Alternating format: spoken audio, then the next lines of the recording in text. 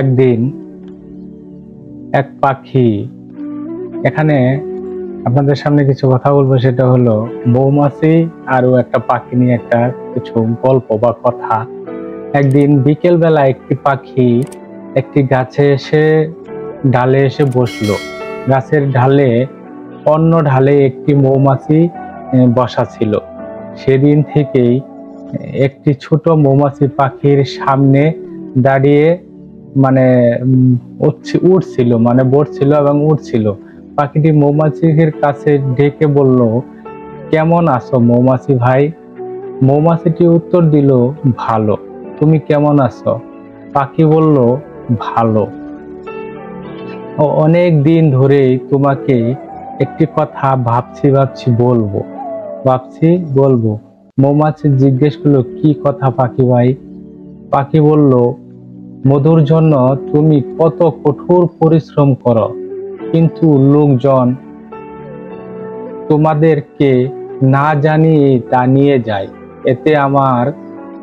এতে তোমার কোনো দুঃখ হয় না? মৌমাছি উত্তর দিয়ে বলল। পাখিটি অবাক হয়ে জিজ্ঞেস করলো, কেন কেন ভাই? হাসি মুখে মৌমাছি জবাব দিল, কারণ তারা কখনোই আমার মধু তৈরি শিল্পকে আমার কাছ থেকে চুরি করতে পারবে না। নিজের দৃষ্টিভঙ্গি সবসময় নেতিবাচক রাখুন। ছোট্ট মৌমাছির মতো হওয়ার চেষ্টা করুন। আকারে ছোট হলেও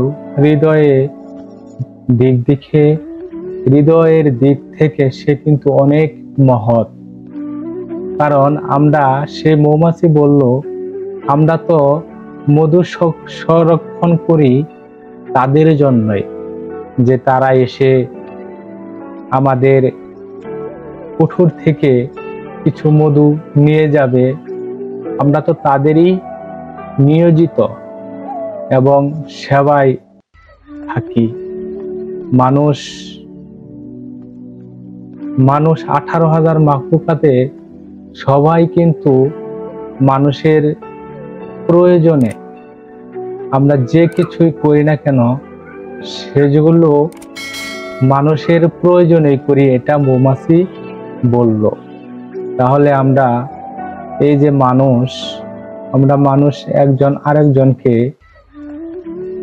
বুঝতে পারি না, সইতে পারি না, চলতে পারি না, এমন যেন না হয়। আমরা প্রত্যেকটি মানুষ যেন সবার সাথে ভালো ব্যবহার করতে পারি এবং সবাই সমন্বয় হতে পারি। ইনশাল্লাহ সবাই ভালো থাকবেন। আর আমার এই পেজটা অবশ্যই একটু ফলো, একটা সাবস্ক্রাইব দিয়ে রাখবেন আরো নতুন নতুন ভিডিও পেতে। তুমি এমন ভাবে জীবনটা গড়ে তোলো যেন মরণের পরে কল্যাণকর হয়। 5 ওয়াক্ত নামাজ বাদ দিও না, মনে যেন হয় ভয়, দুনিয়ার চাইতে যেন আখিরাতের শান্তি সুখের হয়।